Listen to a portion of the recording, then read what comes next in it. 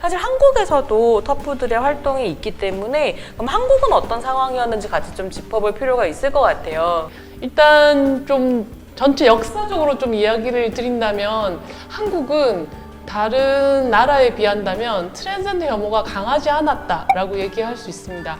생각을 해보시면 홍석천 씨가 커밍아웃을 하고 하리수 씨가 등장한 게 5개월 차이예요. 네, 9월 달에 커밍아웃하고 2월 달에 CF가 나오고 그 다음에 2월 달에 CF가 나오거든요. 근데 이 5개월 차이면 거의 같은 시기라고 얘기할 수 있는데 홍석천 씨는 방송국에서 퇴출되었고 하리수 씨는 바로 슈퍼스타가 됩니다. 맞아요.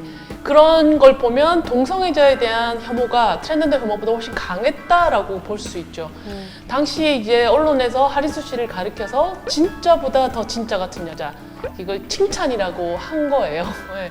그래서 말씀하셨던 것처럼 그러니까 트랜스젠더의 등장이 여성에게 억압을 한다라고도 하지만 사실은 이건 칭찬이 아니죠. 어쨌든 진짜 아니란 얘기거든요.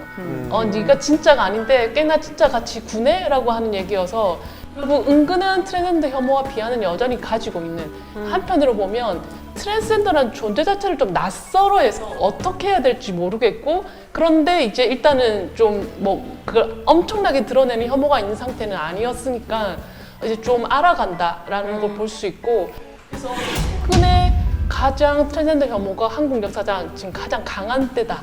지금 이 시기가 그렇게 볼 수 있을 것 같고요. 한편으로는 왜 레즈비언들도 트랜스젠더를 혐오하는가라고 하는 걸 좀 궁금해 하시기도 하는데 물론 레즈비언들이 페미니스트로 자기를 정체화하시는 분들도 많고 이제 여기 트랜스젠더 혐오에 대한 얘기를 많이 들으시니까 그리고 특히 반감을 갖게 되는 이유는 영국에서도 그렇게 불렀는데 탈부치 트랜스젠더 하면 부치들이 자꾸 나간다. 맞아. 탈동성애 하듯이 탈부치한다라고 그래서 이제 좀 반감을 가지는 것도 있었는데 제가 기억을 좀 더듬어 보면 90년대 말에서 2000년대 초반에 레즈비언 커뮤니티에 간간히 어떤 얘기가 올라왔냐면 트랜스젠더 여성이라고 해서 만났는데 좀 나쁘게 행동했다. 이제 이런 식의 얘기들이 있어요.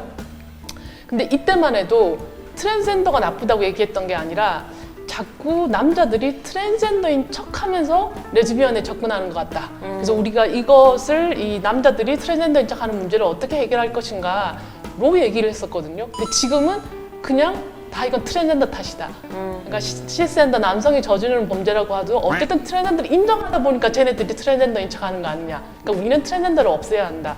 이런 방식으로 얘기를 하면서 이제 다시 혐오가 강해지고 있다라고 얘기할 수 있을 것 같고 제가 생각하는 근본적인 문제라고 얘기를 하나 한다면 사실 동성애자 커뮤니티, 그러니까 시스젠더를 중심으로 한 동성애자 커뮤니티와 생각을 할 때 트랜스젠더에서 여전히 잘 몰라요. 네, 잘 모르고 서로 대화하고 서로 좀 알아가려고 하는 노력이 없는 상태에서 이제 트랜스젠더 혐오라고 하는 부분들이 말씀하신 그런 역사적인 한국의 페미니즘 리부트에 확 들어오게 되면서 좀 혐오가 지금 굉장히 강해진 상태이지 않나라고 생각합니다.